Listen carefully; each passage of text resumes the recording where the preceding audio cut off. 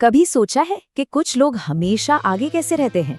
Power, influence, control, आखिर ये चीजें काम कैसे करती हैं?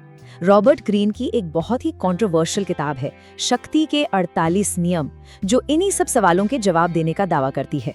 तो चलिए आज पावर की उस दुनिया में चलते हैं जो अक्सर हमारी नजरों से छिपी रहती है। नेपोलियन का ये जो कोट है ना, यही इस किताब का पूरा सार है। ये हमें सिखाता है कि पावर का असली खेल आमने सामने की लड़ाई में नहीं बल्कि चतुराई में है। मतलब बाहर से एकदम विनम्र और अच्छा दिखना, लेकिन अंदर इरादे फौलादी रखना। इसी को कहते हैं इनडायरेक्ट होने की कला। किताब का सबसे बड़ा और चौंकाने वाला दावा ये है कि हम सब, चाहे इस बात को माने या ना माने, एक पावर गेम का हिस्सा हैं। ये पूरी दुनिया किसी पुराने जमाने के शाही दरबार की तरह है, जहां हर कोई आगे बढ़ना चाहता है। अब चाहे वो ऑफिस की पॉलिटिक्स हो या देशों के बीच के रिश्ते, हर जगह यही नियम काम करते हैं। इस खेल में कामयाब होने के लिए ना एक ड्यूअल माइंडसेट रखना पड़ता है। मतलब बाहर की दुनिया के लिए एक सभ्य, अच्छा और निष्पक्ष इंसान होने का मुखौटा पहनना जरूरी है, लेकिन पर्दे के पीछे एक स्मार्ट खिलाड़ी हमेशा चौकन्ना रहता है। वो खेल की हर बारीकी को समझता है और अपनी अगली कई चालें पहले से ही सोच के रखता है। ये कोई दोगलापन नहीं, बल्कि सोशल वर्ल्ड में सर्वाइव करने की एक स्ट्रैटेजी है। इससे पहले कि हम बाहर की दुनिया पर कोई असर डाल पाएं, हमें अपने अंदर के किले को मजबूत करना होगा। ग्रीन के हिसाब से असली पावर की शुरुआत सेल्फ कंट्रोल से होती है। तो चलिए देखते हैं कि इस मजबूत नींव के पत्थर आखिर हैं क्या। पावर की पूरी इमारत इन्हीं पिलर्स पर खड़ी है। सबसे जरूरी है अपनी भावनाओं पर, खासकर गुस्से और फ्रस्ट्रेशन पर काबू पाना। धैर्य रखना एक बहुत बड़ा हथियार है। चीज़ों को सही गलत के चश्मे से देखने के बजाय उन्हें बस वैसे देखना जैसी वो हैं। इससे दिमाग साफ रहता है।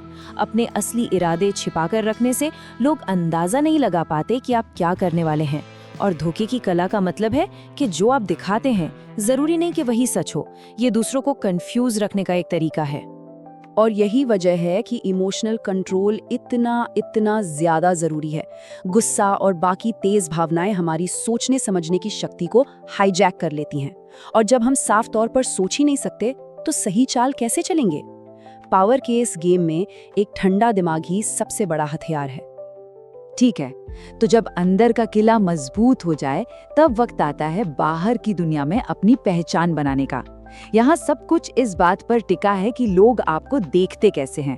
परसेप्शन ही रियलिटी है, और ये कुछ रणनीतियाँ उसी परसेप्शन को बनाने के काम आती हैं। इस नियम का निचोड़ ये है, गुमनामी में खो जाने से तो कहीं बेहतर है कि आपकी बुराई हो। पावर के खेल में अगर कोई आपको नोटिस ही नहीं कर रहा, तो आपका कोई वजूद ही नहीं है। अटेंशन, चाहे वो अच्छा हो या बुरा, आपको चर्चा में रखता है, आपको गेम में बनाए रखता है। खामोशी सिर्फ चुप रहना नहीं है, ये एक हथियार है।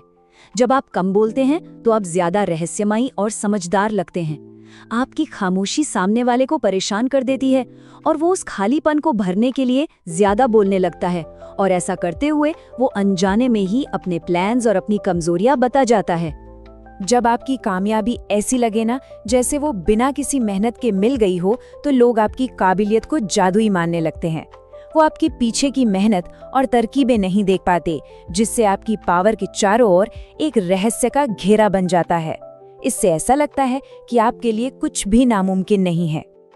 चलिए अब बात करते हैं उन स्ट्रैटेजीज की जो सीधे सीधे दूसरों के साथ हमारे बर्ताव से जुड़ी हैं। चाहे कोई दोस्त हो, दुश्मन हो या आपका बॉस, हर किसी के साथ डील करने के नियम अलग हैं।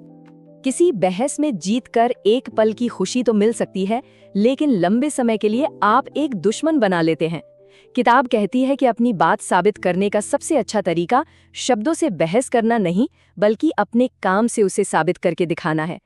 एक कामयाब एक्शन बिना कुछ बोले ही सारे तर्कों को खत्म कर देता है और किसी को नाराज होने का मौका भी नहीं देता। ये स्लाइड पावर गेम की कड़वी सच्चाई को सामने रखती है। जो लोग आपसे ऊंचे पद पर हैं, उनके सामने हमेशा उनको बेहतर महसूस कराना होता है। उनकी इनसिक्योरिटीज को कभी नहीं छेड़ना होता।